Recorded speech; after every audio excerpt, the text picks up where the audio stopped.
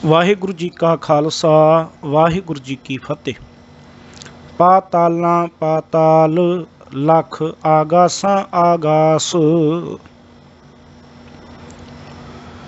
ओड़क ओड़क भाल थके वेद कहन एक बात। सहस 18 कहन कतेबां असूलू एक तहात। लेखा होए तां लिखीऐ लेखै होए विनाश। नानक वड्डा आखीऐ आपे जाने आप। गुरु रूप साध संगत जीओ, आपां 22 नंबर पौड़ी का पाठ सरवण किया है। हुण गुरु नानक साहब महाराज जी इस पौड़ी दे विच एक कथन करते ने, पातालां पाताल लख आगासां आगास। मनुख दे मन की बनतर दे विच जो कुछ भी इन्हें ख्याल पैदा किए, इसने देखण वाली वस्तु हस्ती नूं वेख के एक ख्याल बनाया, एक ख्याल उत्पन्न किया कि जिहड़ी मैं हस्ती नूं, जिहड़ी मैं चीज़ नूं, जिहड़ी मैं वस्तु नूं वेख रहा, ये वस्तु क्यों है, ये वस्तु कित्थों आई, इहदा मुੱਢ की है, इहदा अंत की है। हर तंदुरुस्त मन, हर तंदुरुस्त दिमाग के अंदर इस तरह के सवालों का पैदा होना कुदरती गल सी, सुभाविक है। धार्मिक लोगों के ते दिमाग बड़े तंदुरुस्त होंदे ने, साफ होंदे ने, इसलिए कुदरत नूं वेख के करते दा अनुभव करके ही उन्हां दे अंदर भी इस सवाल दा पैदा होना लाजमी सी। इस करके अनंत काल तो जिहड़े ऋषि मुनि सी, दार्शनिक, खुदा शनास इस गल की कोशिश करते रहे कि कुदरत का पसारा किन्ना को है,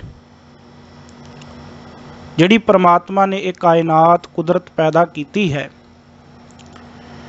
इहदा पसारा किन्ना है, इन्हां दी गिणती किन्नी है, ये आकार विच किन्ने वड्डे ने, ये कदों पैदा होए। जिहड़ी गल गुरु बाबा जी ने 21 नंबर पौड़ी दे विच भी साडे सामने रखण दा यतन कीता।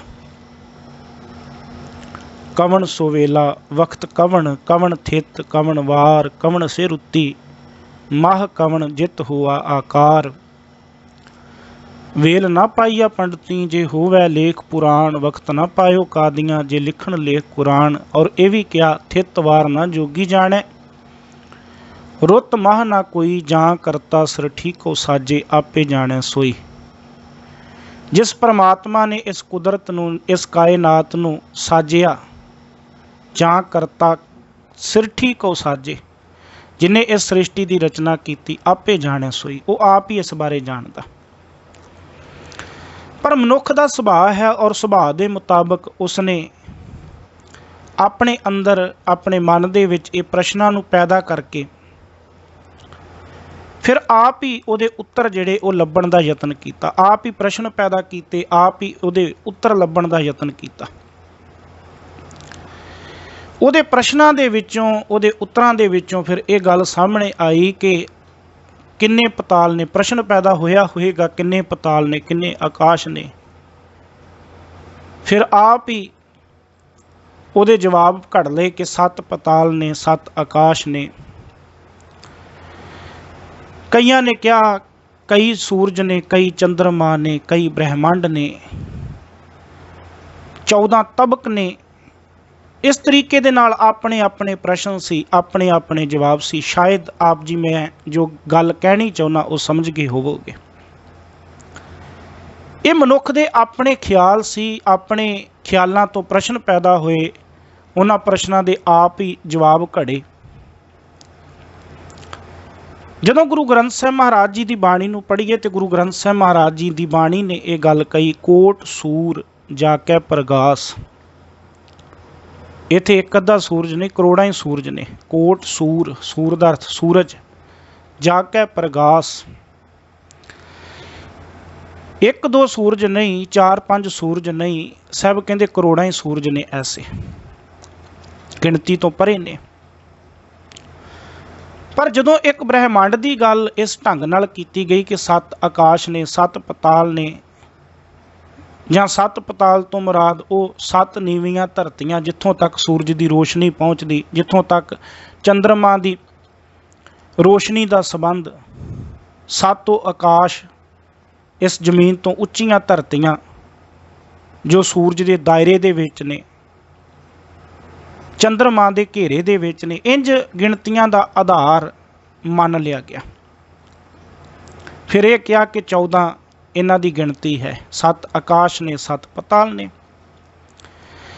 जिसका जिक्र इस्लामी ग्रंथां दे विच मिलदा है कि 14 तबक ने। गुरु नानक साहब महाराज जी ने जदों गल कीती ते गुरु नानक साहब महाराज सतगुरु जी ने गल बड़े ही तरीके नाल कीती। एक बेनती है,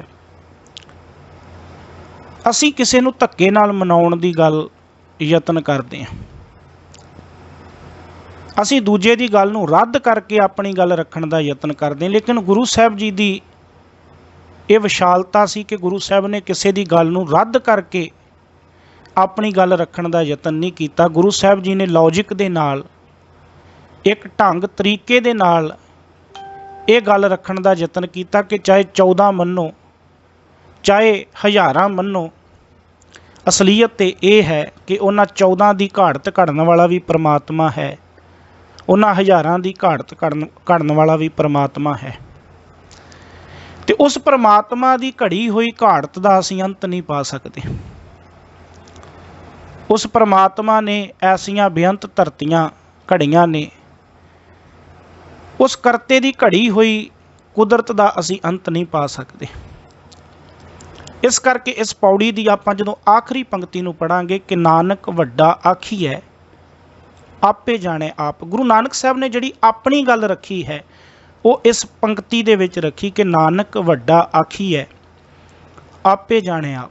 इहदे विच गुरु साहब ने गल रखी अपनी।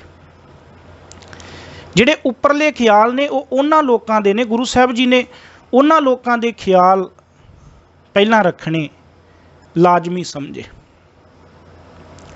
हुण गुरु नानक साहब महाराज जी ने ये तो नहीं कि उन्हां दी गल नूं रद्द कर दिता, पर गुरु साहब जी ने एक बड़े स्पष्ट तरीके दे नाल उन्हां दी गल रख के ते उहदे तों बाद ये गल कहनी बड़े ही तरीके दे नाल, बड़े ही प्यार दे नाल कि वड्डा आखीए, उस परमात्मा नूं वड्डा आखीए, उन्होंने वड्डा आख्या जाता है। आपे जाने आप, जिहड़ा अपने बारे आप ही जानदा, अपनी रची हुई कुदरत बारे आप ही जानदा, अपनी सिरजी हुई सृष्टि बारे आप ही जानदा। ते जदों वो आप जानदा, असीं उहदे बारे कुछ जान सकते हैं, असीं उहदे बारे कुछ समझ सकते हैं? नहीं। साडे लई उहदी घड़ी हुई घाड़त नूं समझना मुश्किल है। मैं तो कई बारी सोचदा कि उहदी एड्डी वड्डी घाड़त नूं समझना, कुदरत नूं समझना तो बड़ी दूर की गल है। असीं ते परमात्मा ने जिहड़ा सानूं शरीर दिता, असीं उहनूं ही नहीं अज तक समझ सके।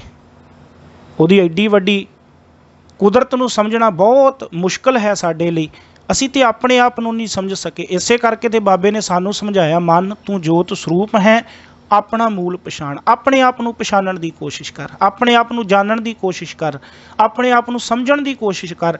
जिहड़ा अपने आप नूं समझ लैंदा है फिर उहनूं पता लगदा जो ब्रह्मंडे सोई पिंडे, जो खोजै सो पावै। कि जो ब्रह्मंड विच आ वो तेरे विच आ, ते जो तेरे विच आ वो ब्रह्मंड विच आ। तेनू अपने आप तो सब कुछ समझ आ जाएगी, पर आवेगी तां नानक वड्डा कर साला ही है, जिस विच वड्डियां वडियाइयां। उहदा अंत पाउण दा यतन ना कर, उहनूं सलाह। ते जदों उहनूं सलावांगे ਇਹ ਕਵਾਂਗੇ ਕਿ ਤੇਰਾ ਅੰਤ ਨਹੀਂ ਅਸੀਂ ਪਾ ਸਕਦੇ, ਅਸੀਂ ਕੇਵਲ ਸਲਾਹ ਸਕਦੇ, ਤੇਰੇ ਗੁਣਾਂ ਨੂੰ ਕੇਵਲ ਗਾ ਸਕਦੇ।